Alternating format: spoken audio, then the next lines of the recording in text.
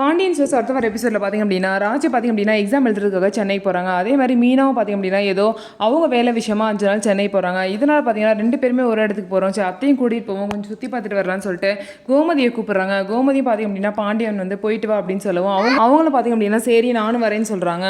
இதுக்கப்புறம் பார்த்திங்க அப்படின்னா இந்த மாதிரி மீனாவோட அம்மாவுக்கு பார்த்திங்க அப்படின்னா மீனா வந்து இந்த மாதிரி சென்னை போகிற விஷயம் தெரிஞ்சு வெளியெல்லாம் தங்க வேணாம், எங்கள் அண்ணன் வீட்டிலே தங்க அப்படின்னு சொல்லி ஏற்பாடு பண்ணுறாங்க. அதுக்கப்புறம் சரி அப்படின்னு சொல்லிட்டு அவங்களும் ஒத்துக்கிறாங்க. இன்னும் சரி பார்த்திங்க அப்படின்னா ராஜ் வந்து எக்ஸாம் எழுத போகிறேன், நீ கூட வா அப்படின்னு சொல்லிட்டு கதிரை கேட்கும்போது புரிஞ்சுக்கோ என்னால் இப்போ வர முடியாது, இந்த மாதிரி யாரோ ஒருத்தவங்களுக்கு உடம்பு சரியில்லை அப்படின்னு சொல்கிறாங்க. இந்த மாதிரி வந்து அவங்க அப்பாவுக்கு உடம்பு சரின்னு சொன்னால் ராஜ் ரொம்ப கஷ்டப்படுவாங்கன்னு சொல்லிட்டு சொல்லாமல் வேறு யாருக்கும் உடம்பு சரியிற மாதிரி சொல்கிறாங்க.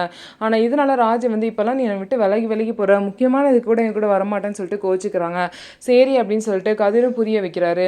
அதுக்கப்புறம் ராஜ் பார்த்திங்க அப்படின்னா எக்ஸாம் எழுத போகிறனால அவங்க அப்பா அம்மா ஆசீர்வாதம் வேணும்னு சொல்லிட்டு அங்கே போயிட்டு அவங்க அப்பா அம்மா எல்லாருக்கிட்டையும் காலையில் விழுந்து ஆசீர்வாதம் வாங்குறாங்க. அவங்களும் சந்தோஷமாக நல்லபடியாக போய் எக்ஸாம் எழுதிட்டு வான்னு வாழ்த்துறாங்க. ஸோ இதுக்கப்புறம் என்ன நடக்க போகுது, ராஜ் நல்லபடியாக எக்ஸாம் எழுதி போலீஸ் ஆயிடுவாங்களா அப்படின்னு சொல்லிட்டு வெயிட் பண்ணி பார்க்கலாம். நம்ம வீடியோ உங்களுக்கு பிடிச்சிருந்தா நம்ம வீடியோவை லைக் பண்ணிக்கோங்க, மறக்காமல் நம்மளோட சேனலில் சப்ஸ்கிரைப் பண்ணிவிட்டு பாருங்கள்.